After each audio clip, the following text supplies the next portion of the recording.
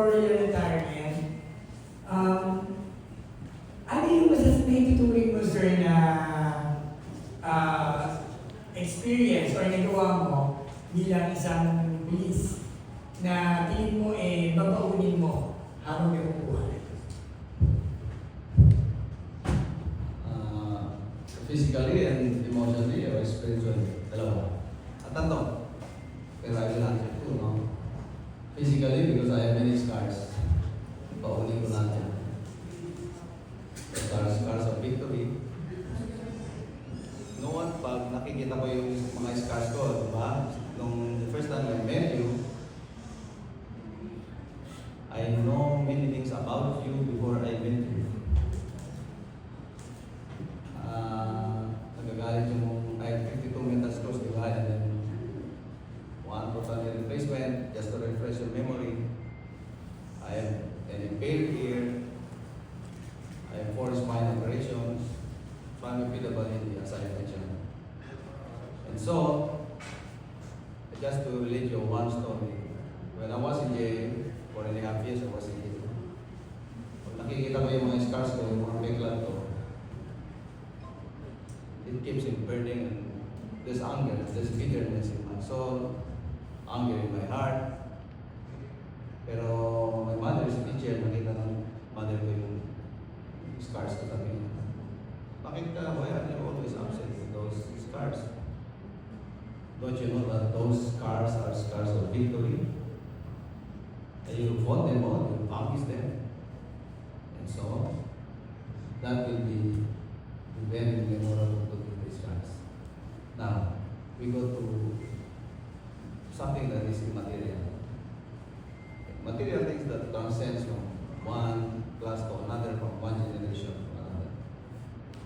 Ang maalala ko dyan, how we fought hard with my comrades. Yung mga nakikita ko niyo dito, they fought a big battle unknown to many. But these are the people who bled in the front line. Sila po, kami. These are all wounded. Mga wounded natin itong mga nandito. Unsung heroes. Kaya, I hope I can impart a lesson. I cannot, there are 230,000 and more police officers and more than 110 million Filipinos. I cannot have a conversation with them one by one. I hope that this docu-film and the MTV composed by knowledge and a certain editor can communicate even in my absence. I will remember that, and I hope that you will remember it also. It will be Spotify, and hindi ko alam kung that will be accommodated sa Netflix or somewhere. But the intention is to educate and to inform the people that it's not only about me sa likod ng job. It's not only about me. It's the story of all law enforcers who tried and attempt to come up with a peaceful society. They sacrifice their life. And I hope that the sacrifices will not be put in vain. Maraming salamat po. Thank you, Bibi Jen. Ang next question natin is from si Director, si Direk Edida. Direk, walang buwan pa lang nakalipas simula ng pinalabas ang Silikot ng Chapa. Kwentuhan mo naman kami dun sa dalawang international na-receive ng pelikula. Last January 18 sa Dhaka International Film Festival, yung Beneath the Badge, kasi nagkaroon siya ng shift, no? From sa likod ng Chapa to join the festival, kailangan ng subtitles na English. So, may mga nagsasuggest ng mga kaibigan natin na parang maraming, naging malaswag sa likod ng Chapa. Nagkataon din na kailangan ng Michigan kasi International Film Festival. So, naging Beneath the Badge. Again, the first sinubong na sa South Africa was sa collegial body ng professors na nanood. Sabi kasi nila na i-testing mo among sa mga academe. So, maganda naman ang review. So, nag-entry kami sa Dhaka International Film Festival. That was January 7 to 14. At nanalo ng Special Mention Award Beneath the Badge.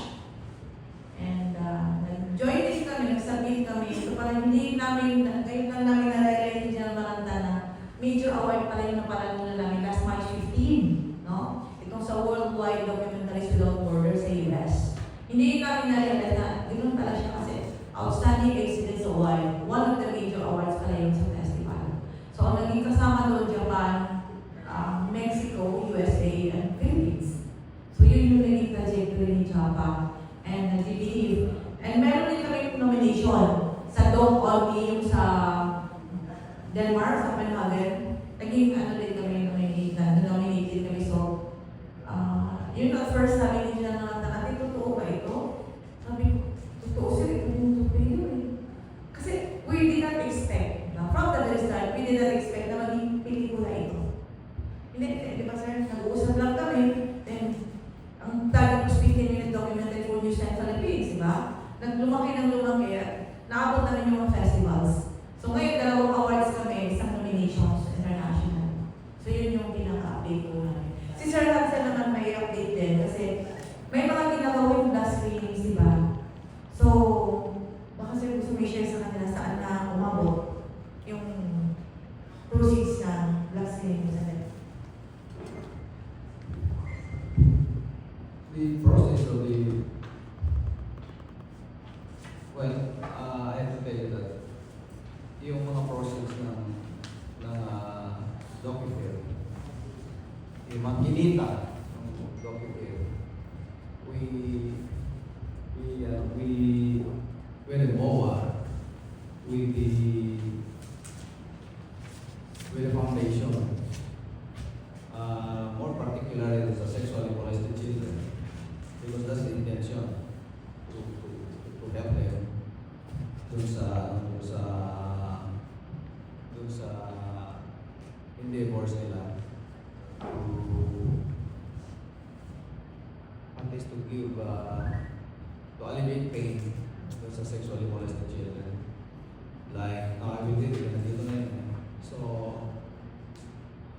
the Talikala Incorporated sa Base in the Ground, a decades-long refuge for survivors of sexual abuse, and gave them, I think 300,000 naibigay sa ngayon, and it will give more. And the half of that was donated to the Davao City Police Advisory Council to complete an indigenous children's library at Barangay Marillo District, a safe learning space for children in one of the city's most remote communities. Yan yung pinuntahan ng proceeds. So there will be more blank screenings. I think there will be 5 to 6 more dito sa Calabarzon bago may bigay sa kinaukulan. And the process of that will be given to the foundation sa I have mentioned.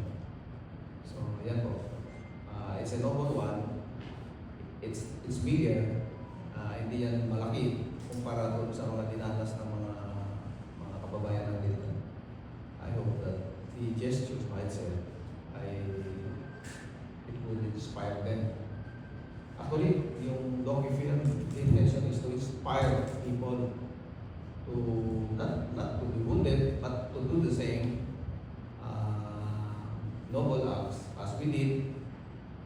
I hope minus all the wounds, minus all the operations, but the intention itself ay sana tularan, ma-inspire yung mga ibang tao, ma-inspire yung mga policemen, lalo na yung mga junior officers to do the same. Maraming salamat. Ang dami naman yan, di ba? Ay, ito, ito natin si Miss Jen Saliga from Dolor. Yeah, good evening po. First, I'd like to congratulate the whole team for the recognition and the success of sa likod ng Shaka. Sir, I'd like to ask na po sana, with this success, do you have a plan po na ipalabas din po ito sa ibang platforms like sa Netflix or sa ibang digital media platforms? I think my director will answer that more ably. Actually may mga nakausap ako sa mga festivals. They wanted to show this on TV kasi mas rumors. Pero sa point of view naman namin, bakit hindi namin isulit ang ma-encourage yung sinasabi ni Jamal na ipakita muna sa mga upcoming police officers para mag-isip sila kung gusto ba nila maging police o gusto nila lumabas na. Kasi ito yung dinanas ng mga police. So, sabi nga na pag-usapan din namin na siguro sa August, after August na lang. Kasi marami din festivals na nakasalang. Then parang may conflict about interest sa gano'n. So nakasalang yung parang may 5 festivals na nagsabi na nagsumulat sa amin na magsabit kami ng entry, but we're still process considering it kasi we are looking at the fact na we need to push and move the documentary on ground sa community, especially at this moment na parang may mga challenges sa security. So, yun na yung pag-usapan na huwag muna in the meantime, we need to iikot muna para mas maintindihan po ng community sa mga upcoming police officers, sa mga family ng police officers, kung ano yung sacrifices hindi ng police officers. So, huwag muna, although marami na nagtatanong. Pero yung thought na huwag muna kasi 90 days na, 89 days na, so today na lang si Sir sa PNP. So, after the 89th day, baka i-decide na ni let go siya. Marami kasi nag-inquire when can we share this, kailan maging open. So, as it is now, we're still raising, yung sinabi ni Jaman, we're still raising for the women and children's cause.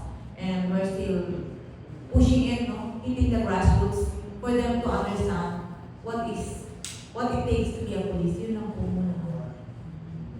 And kay Sir Manatalik po. Sir, tingin niyo po ba dun sa docu-movie na ipalabas na po lahat ng highlights ng buhay niyo? Or if you will be given a chance, is it possible to have a part 2 or sequel po? At kung sakali, gusto niyo po bang kayo pa rin nagaganap or gusto niyo na may local actors tayo na gaganap bilang kayo? At sino po kaya kung sakali? Okay, the first question, kung may palabas na yung buhay ko doon. My wife is there, yung yan sir. May kulang pa po ba? Marami. I think that represents maybe 1/8 of my life story.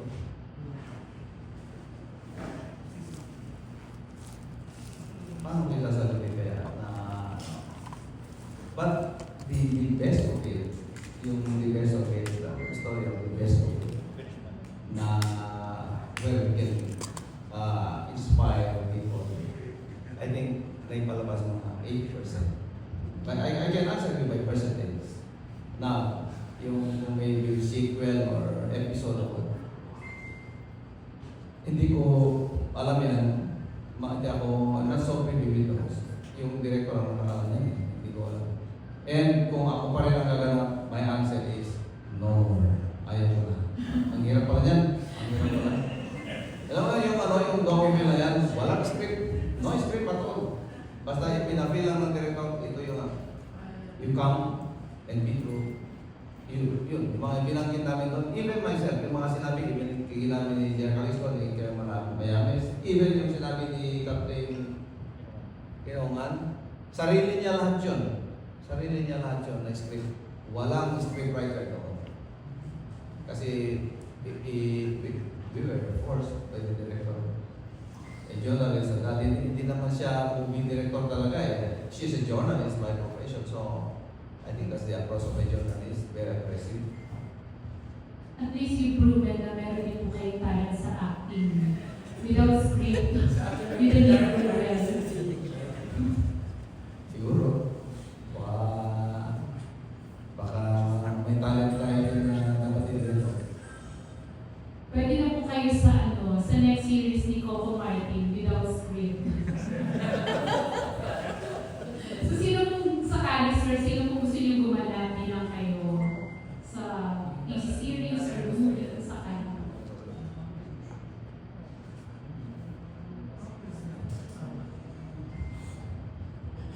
I have to refrain from answering that one, kasi my concentration now is on my retirement. Pero kung tanongin mo, ang daming magaling talaga dyan. Ang daming magaling na pinagpilian yan before.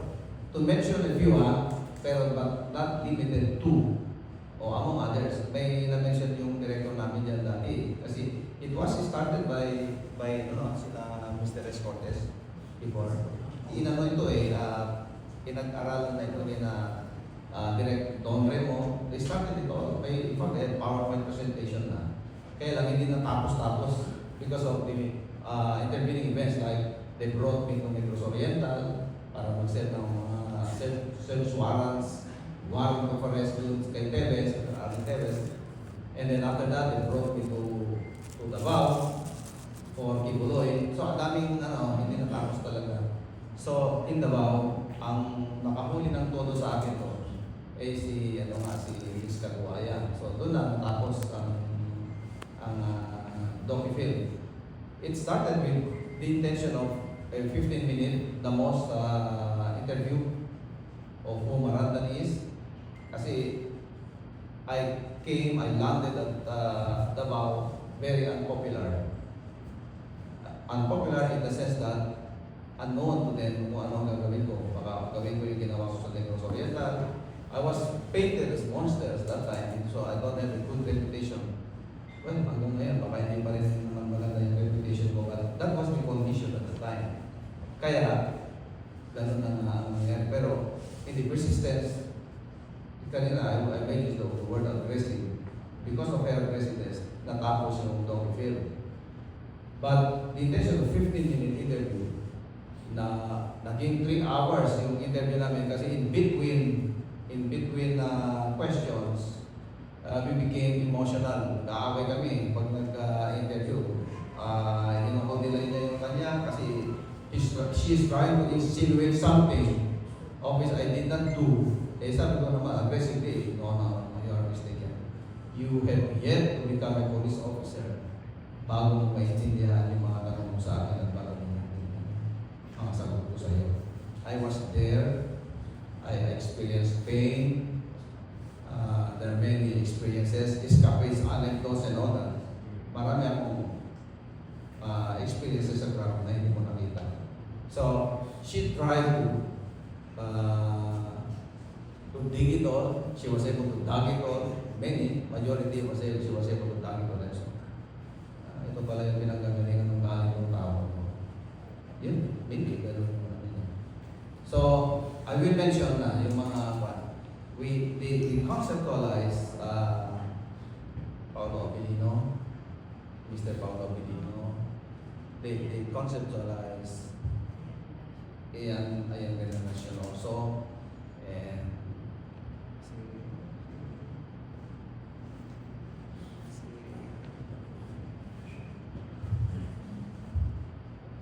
not so good with celebrities. And two more. Yun yung mga iniisip nila. Pero, ang sabi naman ni Miss Edith, nung siya nang umawa, they have yet to be with you for maybe 3 months pa to examine and study your mannerisms and behavior and activities. Mahirap pa yan. So they have to be with me the moment I wake up in the morning and sleep at night. Lahat ng ginagawa ko sa office, the way I go, the way I get angry and all that. So, ang dami pa lang considerations yan. Pag-aaralan ng mga artista. So, it will be very, very tedious. At sabi niya, meron lang akong naisip dyan para matapos na yung mga ganyan na we can do shortcut na. Ikaw na. So, ako na ang gumanap kay Colonel Brandon po. Yun yung nangyari. But this time, maybe in the succeeding endeavors, ayaw ko na. Sila na. Mahirap po pala, no? So sir, as you mentioned, you will be retiring in 89 days. So can you share with us your plans po after you retire? Very simple. I want to go full-time husband to my wife and full-time father to my children. Hindi na ako, I will shy away. You will never hear from you again. Hindi na rin ako pupunta sa kampo. Doon na ako sa bahay namin. 56-year-old. The life expectancy of Filipinos is 75-year-old. So if I'm 55 now, I still have 20 years or less than 19 years to live. Which means I have only 8 summers, I have only 19 summers to go. Hindi ko alam kung mga change yung mga but in the life expectancy, you can check that on Google that 75 will be average. We go. So, binibilang ko natin. So, I have still 19 summers with one. I will mention that. I will spend that. So you're not considering any government or cabinet position right In all now? honesty, no. And you don't also have any plans to run for any position in the next election? That's not my cup of tea. Magulo na dyan sa politika, so ayaw magdagdag pa ng maguluhan ko. That's tanong nila. Anyway, good luck, sir, and thank you for your answers. Thank you. Thank you so much, the sexy Miss Jessie. Ito ba ito na natin isang sexy parenda from Radyo Republika, Street at the Heart. Ay, good evening po. Following the law, we feel yung sa MTV po, ano yung parang purpose or ano, what do you intend to do with the song? Kung yung movie, ginagamit niyo po sa pinapadala sa mga festivals, ito po, para saan? Ano po yung purpose? Kayo po, or Kasi nung nag-iikot kami, mga police, especially yung mga asawa, nakaka-relate sa music. So, ang kaya, last year pa ito natapos eh. Ang tagal kami, we've been talking about this na doing the releases. Until it came to a point na ang sinabi niya ate, iiwan mo na kayo yung OST sa mga police. So, yun yung ibig sabihin, sir, ayusin ito. Kasi we did this for the movie. Tapos, ito mahirap pala, no? Kaya ayusin mo ang step, ayusin mo lahat. So, natapos natin yung 2025. Pero pag-release mo pala sa ibang mga channels and brands, di ba? Sa ibang handlers, kailangan mo mag-study. Like, we are now in Spotify. We are now in YouTube Music. And sa Pop Movie House na YouTube, nandun na rin yung MTV. So, it's like, sa mga nakarinig kanina, naka-ISS daw. Parang yung, especially yung mga families ng police na dumaan sa mga challenges and crisis, nakaka-relate sila. So, ang reflection ko kanina was, yun na, niyakap ko si Sir kanina, Sir, Biko, ito ba yung iiwan mo? Kasi nakaka-relate sila, especially yung mga police na biglang nakasuhan, biglang iniwan. So, yun doon siguro yung journey ni Sir na yung sinabi niya sa akin January yun na ate, iwan na natin yung team song kasi 6 months na ako. So, inayos namin at finally, after the Holy Week, Sir, kami nag-usap kami, Sir, okay na ba? Okay ka ba nito? Sabi niya, yun na lang, iwan natin sa mga pulis at sa mga pamilya ng pulis. Baka magustuhan nila yung kanta. So, ito yung nangyari. So, we did not discuss about revenue, we didn't discuss about anything. Ang point lang is, para naman maiwan niya yung music na naging makabuluhan sa journey niya as member of the Philippine National Police. thank you po. And first, sir, kanina po pinapakinggan ko kayo seem to feel very strongly about misconceptions and assumptions sa mga police. Kung meron kayo po mag-retire na kayo, meron po ba kayo gustong linawin tungkol sa mga posibleng misconceptions sa imahe ng mga pulisan? At kung meron din po kayong piling para sa mga may iwan po. The word is misconception. There was miss. Ibig sabihin, mali. Kasi lahat ng misconception, magkakaroon ng linaw yan in the end. You just have to endure. Like for instance, I will take the example ng Atimonan case. Atimonan case, ang madaming nagpura sa drop out, madaming nagsabing she was murdered, many violations in the checkpoint. Pero lahat ng mga nagsabi dyan, and this goes to everyone, mga policemen listening now, lahat ng mga nagsasabi about misconceptions, yan yung mga wala doon sa lugar, sa place of incident. We cannot even say crime scene because there's no crime yet. So we call it place of incident. Lahat ang nagsabi doon. Even Secretary de Lima, Congressman de Lima, wala siya doon. Yung mga ibang reporters, very antagonistic to the police force at that time, wala rin sila doon. So, after the incident, people tends to become an expert after the incident, which means dapat ganito ginawa nila, puro dapat. Kasi they are expert already. They were not there. And everybody becomes, or they have 20/20 vision. Nakikita na nila lahat yung mga it's a human rights violations and all that. In a firefight, ang policeman, hindi niya may maalala yung human rights violations. When firefights started, ano ang nasa isip ng policeman? Self-preservation po. Magtago, pumuto, magtago, pumuto. That incident, to be more specific, madaling araw, nandiyan na yung mga polis. Ano yan katatapos ng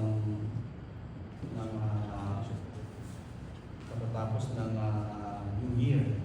So nakabakasyon. 50% of the police force nakabakasyon. Mga policemen hindi nagbakasyon. Naghabol ng mga criminals. Kasi those who were dubbed as gun for hire. And we have to neutralize them. Kasi papasok na yung election period. Kailangan mahuli talaga sila. Kaya lang, nung nangyari yun, lahat ng mga nagsasalita noon, mga tulong, mga policemen, mga gising. There was an encounter nung nagising yung mga tulong na those have 20/20 vision. Sabi na, mali yung ginawa ng mga police. And yun, ganun nangyari. So, do not be discouraged with those kind of misconception kasi yan talaga you have to endure. Kaya because of those misconceptions, natalo kami sa public perception. Kasi nga, makita mo niya, wrap up, nakatirabaw niya, kinuha niya yung ginto, dami-dami, wedding, and all that. But I have to tell you that none of those statements, mga nagsalita, nakakuha ng microphone nagsalita over the public, hindi nila tinestify sa witness stand sa court. Not counted lahat yun. That's why we're encouraging them. Lahat ng sinabi niyo dyan, sabihin niyo ngayon dito sa witness stand. Kasi dito sa witness stand, counted ang mga sasabihin. Kasi but you have to take your own. Kasi kapag sinungaling ka dyan, you'll be charged of perjury. None of them. Salita ng salita sa labas, pero hindi niya kayang sabihin sa witness stand. Wala. And then, these prosecutors at that time, I do not know kung ano yung mga pumasok sa mga isip nila. They were made to believe yung mga complainants na gano'n na nga ang nangyari. So, my heart goes with those complainants, wives of the suspects, neutralized in that particular fight. Kasi naniwala sila na ganito, pinatay ni Marantan. And eventually, they cannot substantiate those allegations kasi wala naman talaga. Kasi nga, you made mention the word misconception. So, that's it. Kaya, ang solusyon sa misconception is the word endure. You have to endure. It's what we did. We endure. Alam namin na one of these days, we will be exonerated kasi walang nag-present na evidence. They tried to delay it. Biro mo, sa batas, ang petition for bail should be summary in nature. Dapat nga, 3 months lang yan 6 months lang. Why it has to be 4.5 years? Bakit?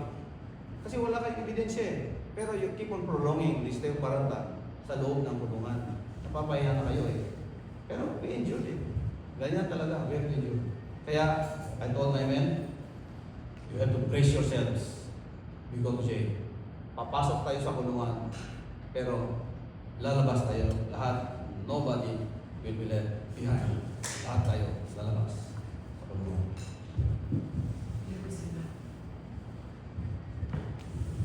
Thank you so much. Really good. Keep it heart. It's starting from the 25, si Sir Cesar. My question is to Robert and Virgo. Parang ano po yung masasabi ninyo na pinaka-fulfilling na bahagi ng pagiging sa police? Turo ka na lang. Purpose po. Anyone can answer. Unahin natin si Captain Wendell. Si Captain Wen, anong pinaka-fulfilling part na bilang sa police? Everything mo talaga. Siguro po yung pinaka-feeling ko para sa akin bilang isang police officer, police yung mga officer sa tao. Kasi nung time po na lumaki din po ako sa probinsya, parang wala din po ako that time. Kaya ang isa po sa mga tumutulong sa akin is yung mga kamag-anak ko na ng police. So in return po, bilang masasalamat na rin. Pinangako ko po sa sarili ko na parang ako yung police nila.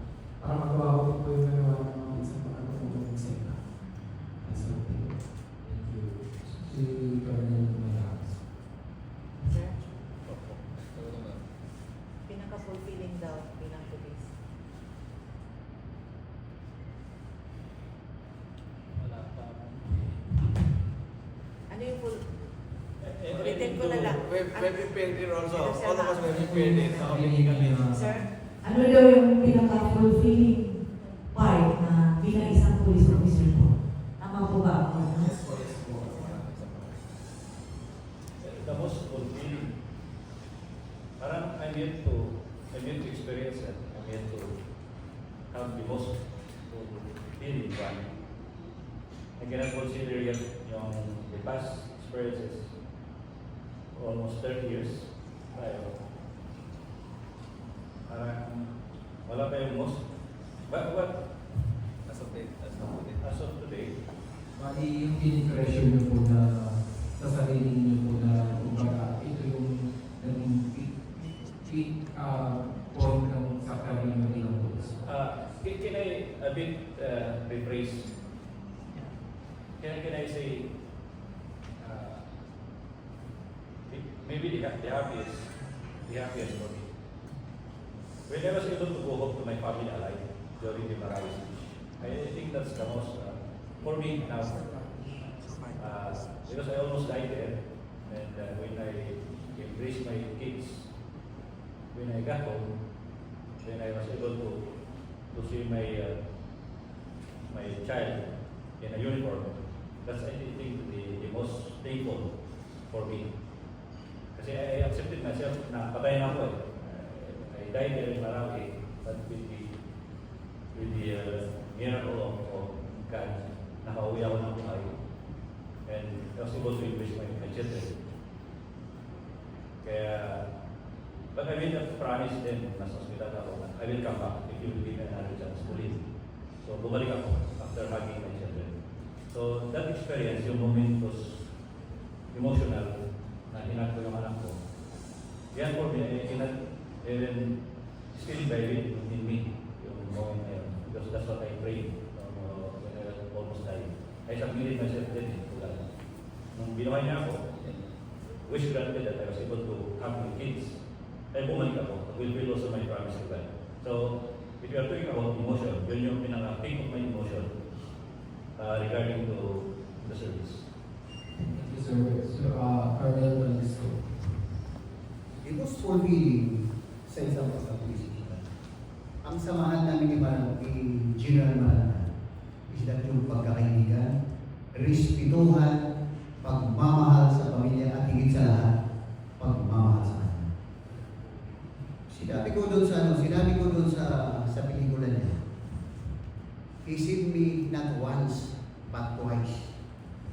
Yan ang pagsasamahan ng isang kaibigan.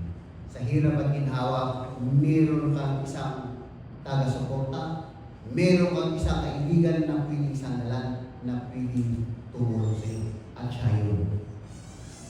Kaya, yung pelikula ito is that it will resonate to those who are willing to become police officers, at the same time, those who are police officers to establish friendship, respetuhan sa bawat isa, at higit sa lahat, pagmamahal sa pamilya, and pagmamahal sa kanya.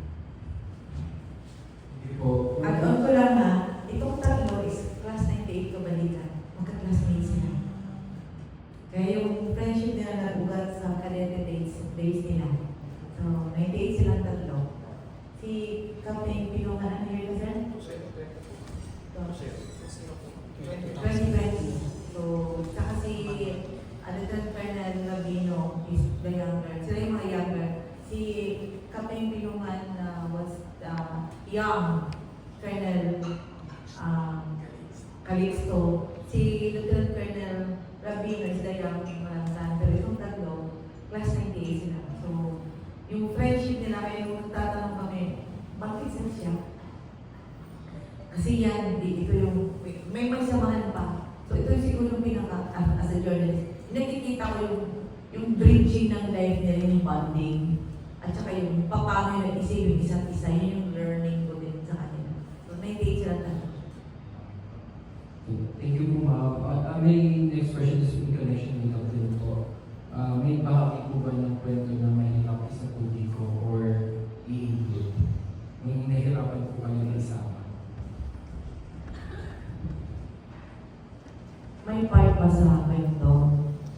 So far naman, because when I started writing it, nakabase lahat sa court documents. So, naging safe zone. Yung may mga portion lang talaga, yung may mga admission siya, na hindi po pwede, yung mga operations. Kasi si Sir graduate ng KGP, di ba? Graduate siya ng mga intelligence, yun na hindi pwede ilabas. Ang daming pictures, no? Ang daming pictures sa international intelligence communities, may mga awards siya sa other countries, but hindi siya pwede ilabas kasi confidential. Tsaka may, sa operations niya, those who were written sa mga bloggers, sa mga accomplishment reports, nandun sa story. Except yung siguro may mga confidential sila, which confidential nga, so yun yung wala.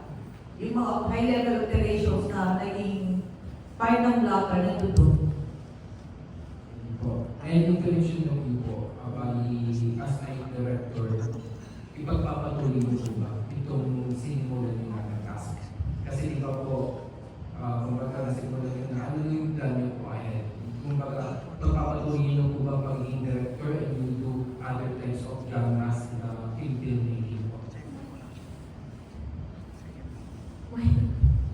Yung naglalala kami, sabi ko sa lahat ko.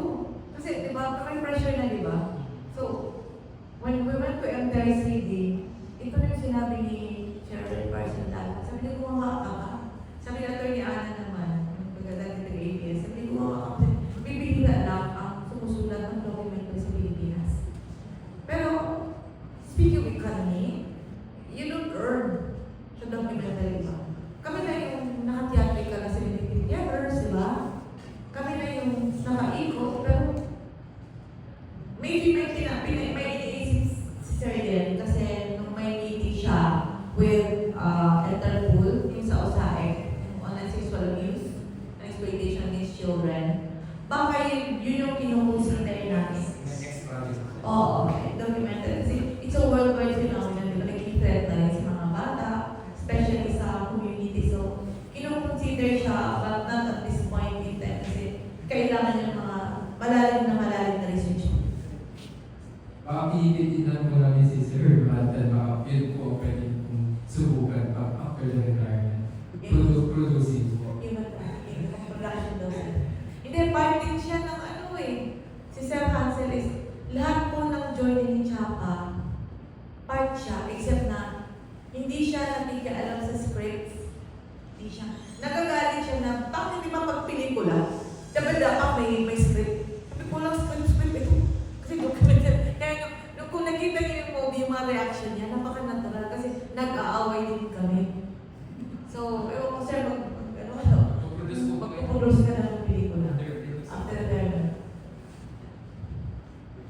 Siya naman yung producer. Ano na ako dyan? I can be support. Mag-support lang ako in my in the best way I could. That's not my cup of tea. Thank you so much, Kuya Cesar. Tawagin mo natin si Miss M. Serazo from ABS. Hello po, good General, ano bang after retirement, ano yung gusto mo makita siguro pagbabago or impact, influence sa kapulisan? It's happening now. Nangyayari na yung pagbabago, but on some isolated cases, may issues about police force, but those are isolated cases. Alam naman ninyo ngayon, involved ang mga police force sa sexual harassment and all that. So, I will leave that behind kasi iba-iba eh. We had a short conference sa PNPA kasi we have issue at PNPA also. So I told them at the age of 18, the fact is one, we will never change or hardly will change. Kaya, marami na kaming mga suggestions. May mga input na rin ako dyan to strengthen the recruitment, selection and training of the police force. And the background investigation should be a continuing process. Dapat istriktuhan, bigyan ng budget yan. Kasi garbage in is garbage out.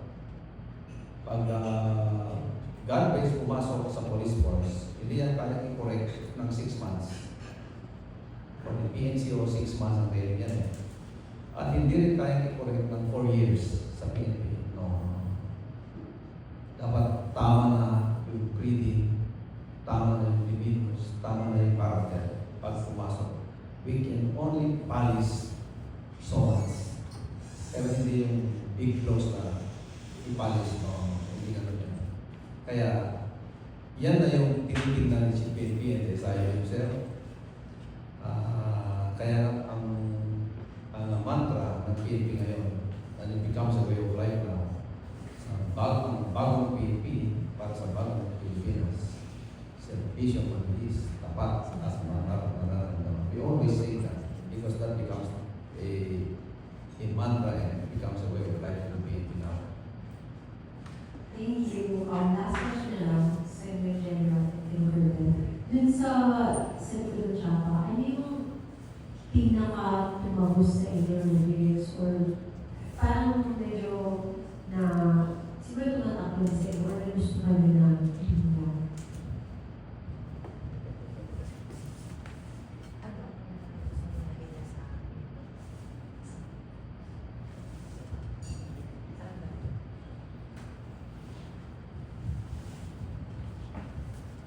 Yung chorus, sabi lang, I will read it in toto. Katay mo na sir. Sa likod ng tsapa ay may bigat na di mo nakita. Ang digmaan sa isip ay mas mabigat kaysa bala. Ginawa ang tama as far as we're concerned. Pero kami ang nagbayad sa mundong baluktot. Sino ang tunay na minsan? Doon sa hindi mo nakita, bigyan ko kayo ng mga example. Kapag ikinulong mo ang isang tao, lalo na yung policeman, and breadwinner the father of that, hindi lang naman siya ikinulong mo eh. Ikinulong mo yung pamilya niya. Lalo na kung hindi naman totoo yung mga accusations mo. Nila. And it's an irreparable damage that it can never be corrected. Which means, it is forever beheads into the human soul. Hanggang mamatay yan, maalala yan. Kasi it's forever gets into the epidermis. Na itato na dyan sa epidermis. Kaya lagi kong sinasabi sa mga commanders, per experience, huwag kayong magbubutos ng isang bagay na kayo mismo hindi nyo kayang gawin. Kasi when shit happens, baka hindi nyo kayang i-depensa ang mga tao. Ang worst, baka kayo pa ang unang umatras at hindi nyo kayang i-depensa sila. And if that is the case, gaya ng sinabi ko kanina, you are not only doing injustice to your men, but you are coming up with irreparable damage to their families. Wow, huwag yung isugal ang mga buhay ng mga tao. Thank you po. Thank you, Miss Anna. Miss Anna Signas. For Ma'am Benita po, sa nung mga pinadala niyo po siya sa mga film festivals, ano po yung mga naging reception nila, ng mga nakapasok? Nung nag-showing, dahil sa DACA, yung DACA parang naiyak ako. Kasi hindi ko na-expect na pulis pala yung nanonood. Yung parang, so you're the director, yes. You know what? It happens to us. So yung nakaka-relate sila sa journey ng Filipino police officers. Nung nasa kami, nasa South Africa, that was December. That was 3 days after binaril yung police colonel na nag-investigate ng corruption. Tapos nung the 4th day, nag-screening sa academy. And yung paglabas ko, sabi niya, can you show that to the people of Johannesburg? Sabi ko, this is just for the printing of the Academy of the Frey Foundation, Frey Journalism Foundation sa South Africa.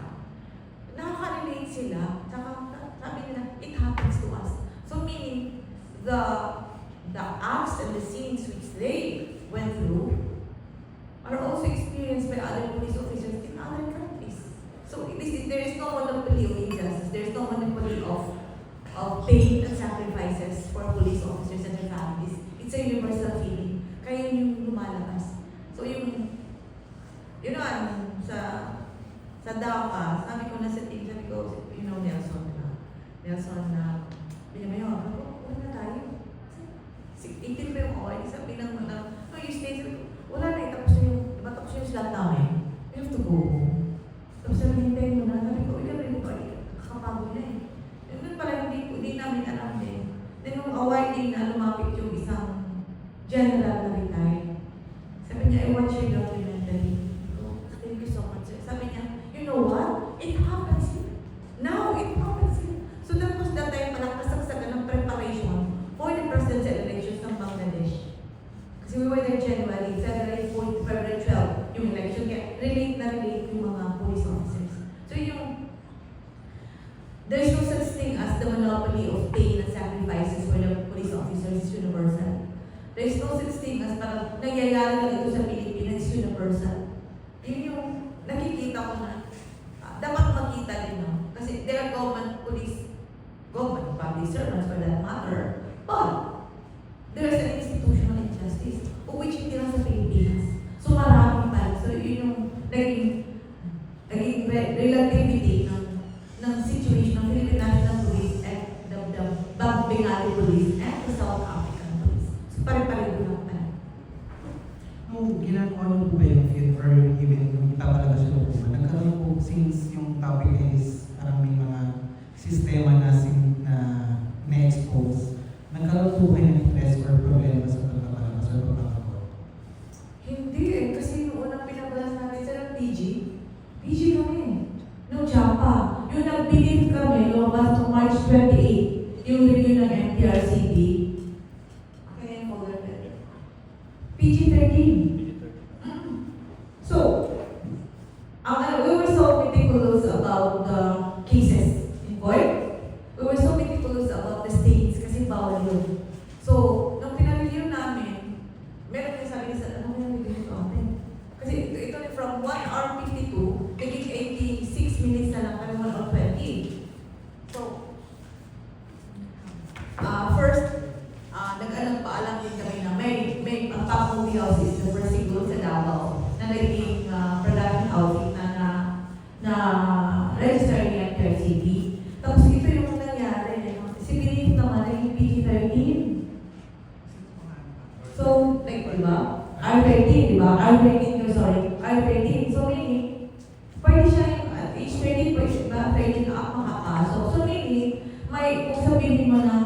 do we relate to the audience? Maybe the MTRCB people would like to have them. Nakita nila na may mga lessons na dapat nakita. May mga paghihirap. At first, parang apprehensive ako. The first fear I experienced was, come on, I'm from the region. Diba? Yun yung kabaw ng probinsya mo kami. Sa MTRCB. Pero yun naman, in fairness sa MTRCB, pag binigay mo lang naman pala yung best mo, pag sinunod mo yung policies nila, bibigyan ka naman pala ng magandang review. Tsaka napaka-particular, like sa atin sa journalist, di ba? Ano yung bawal? Exposure ng faces, di ba? States, kasi pa-flag ka niya ng mga social media sites. So, yun yung nagiging warning heads up sa amin sa shooting. Kaya hindi rin kami nahirapan, if that answer your question. I mean, well, yan po. Pero yung sa pagbabago yung involved po ba dun sa mga issues na tinakal dun sa document na parang may threats po ba or gano'n? On me? Or dun sa buong product production po? So far wala naman. Kasi karong sa amin na ito yung court documents yung sinusunod namin. So, nangyari din yung theatrical release after the June 25, 2025 final ng decision ng Supreme Court. So, naging safe kami. And we had yung lawyers, yung lawyers ng Pop Movie House, yung lawyer ng Newsline, yun yung pinareview namin bago namin sinala. Kasi we need to look at the legalities, we look at the gray areas of which baka ma-flag kami ng MTRCB. And we've been so very sensitive to the families. I actually reached out to Secretary Dilema, si Secretary Laila, the Senator Laila. Nag-reach out ako. Yung sumagot lang sa akin, si Colonel Topacio, kasi Attorney Topacio at si Attorney Torion. So nagkaroon ng balanse. And yung binumbong sila sa archival, pero binumbong sila, sir, sa documentary, nag-reason ako sila, di ba? Yung mga yung mga involved sa mga cases, sumagot naman sila. So, siguro, in the spirit of fair reporting and fair and balanced reporting, we were able to present all this. Walang naging threat so far. Wala sir, no? Baka naman kapit sila kay sir. Baka ganun. You get one issues na.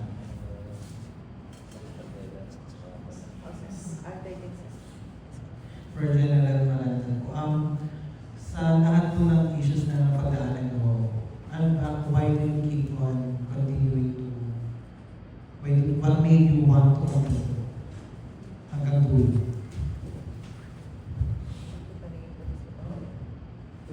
Do I have a choice?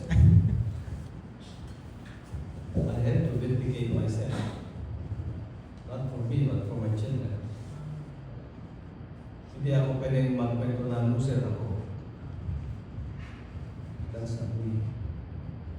Sabi nga ni General Maria said, backing down, that is very unmarandam. And because it is the right thing to do, I have to uncover it, expose the side of it, the truth side of it, because I will, if I keep my silence, then the truth will burn forever. Hindi na yan lalabas. Kung umatras ako sa atimunan, hindi ako lumaban legally, baka nakakulong pa kami natin. Kasi some of the supposed witnesses were very aggressive, but nung na-realize na nila na we were ready to confront them head on, sige, huwag kayo ito. Mag-debate tayo. Even the prosecutors. I can remember one name, Prosecutor Hazel Dicena, almost my name. Very aggressive. Quoting many jurisprudence and many statements coming from the special forces. None at all. Walang na-conclude to. Kasi hindi naman totoo. So, the way to uncover it is to meet it head on, engage it head on. That's how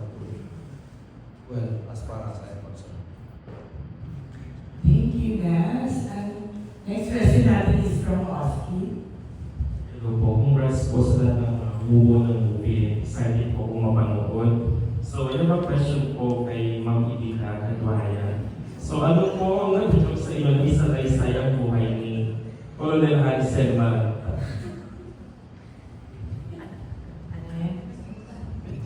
Ano ang nagtutok sa inyo na isalaysay ang buhay ni Colonel Harry Selma? Galit. Well, it can be motivation also. Kasi nung dumating siya sa Davao, everyone, you know the situation that they were before, right? So nung nag-unang pinikita, sabi ko, nag-post na yung mga staff ko sa Newsline. Kasi ito, berdugo, kung lumalabas. Sabi ko, bakit ka na-judge? Hindi galit sa kanya. Galit sa bakit ganito? Kalalapak pa lang ng tao. Bakit naging judgmental tayo? So, sabi ko, wala din akong balang makipagkita. Pero nung narinig ko na nabash agad berdugo, mamamatay tao, yun ang lumalabas sa Davao. You can see it now.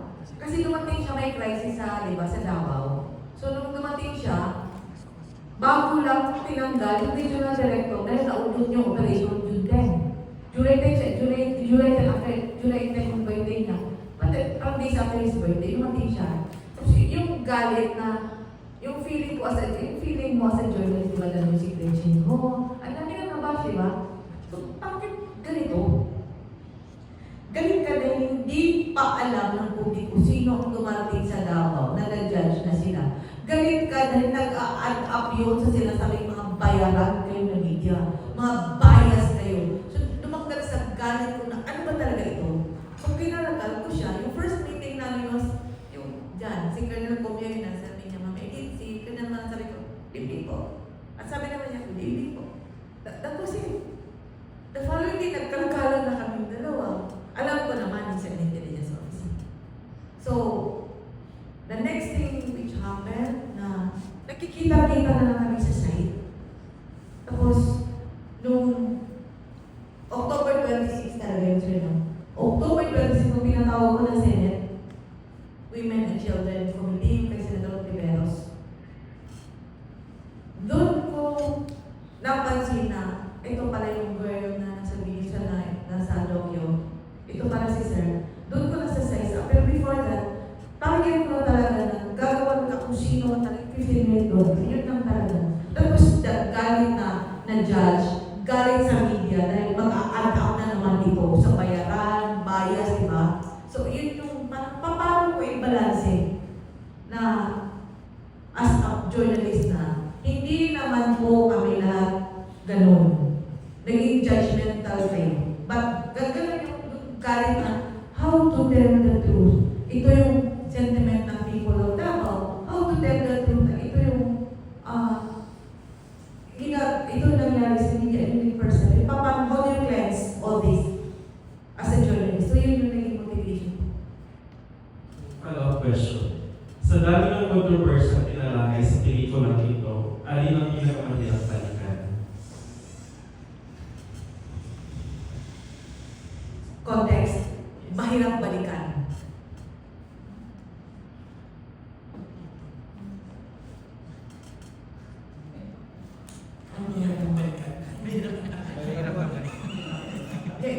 Legality. Kasi yung mahirap balikan, I can tell you sa yung Batangas operation of action.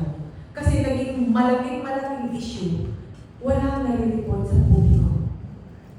Ang hirap nun. At saka, yung recollection lang ni Colonel Mayamis, ang ni Colonel Calixto at ni Colonel Mayamis, at saka yung narration ni Sir Dejan Maranta, yun yung banking ko eh. So I need to stay in Batangas for about 5 days sa San Pascual. Tapos narinig ko na yun, oo, totoo yun, ito yun. Tapos, paano mo ipagtagpi-tagpi? Mahirap balikan kasi wala siya sa kasaysayan. Yung nakatatak sa isipan ng mga Batangueño, especially sa San Pascual. Kaya ang hirap ng eksena na yun. Tapos yung pinaka-concern pa ng tao, patay na. So kung sasabihin mo na, the spirit of balance, fair and balance na documentary, walang nasa likod mo. Kaya yung naging bounding ko, yung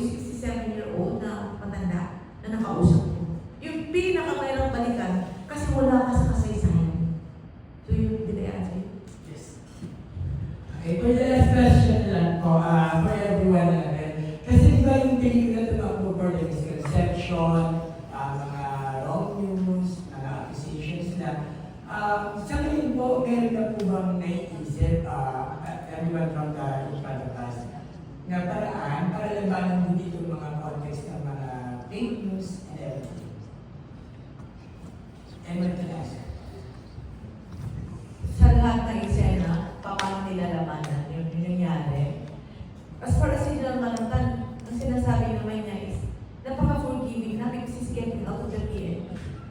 He offers his hand for forgiveness. So wala nang, yung misconception na sinasabi, is airing out naman, na ito yung nangyari sa amin. So, kung makita mo naman na despite all these misconceptions, these are the reality which they are projecting, diba, within the documentary frame. So, yun na yung naging the documentary, to some degree siguro, na napakita nila yung hindi nakita ng iba. Tama ba, sir? Saka you can see the phrasing na wala na yung vindictiveness. Siguro yung pain nandoon, hindi mo ma-erase sa kanila. Pero the vindictiveness, hindi na kasi he's been reaching out to the families of from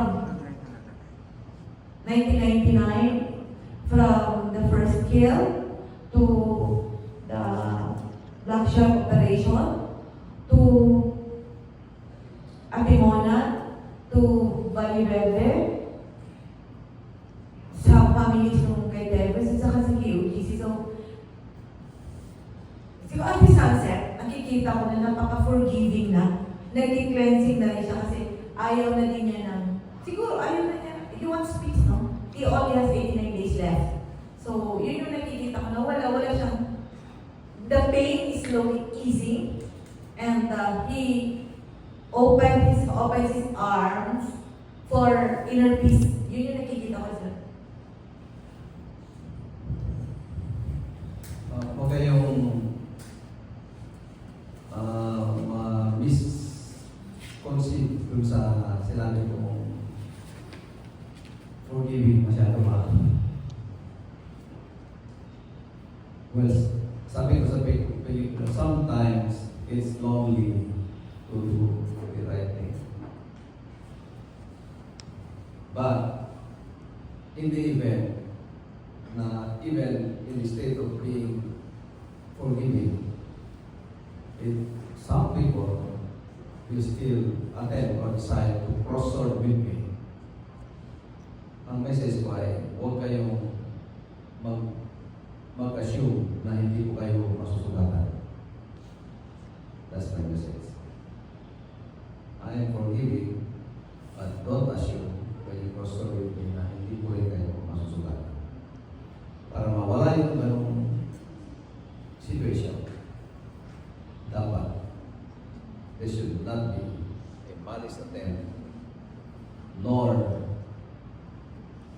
bad intentions na pwede mong ibalo sa kapwa mo para hindi tayo umabot sa ganong sitwasyon.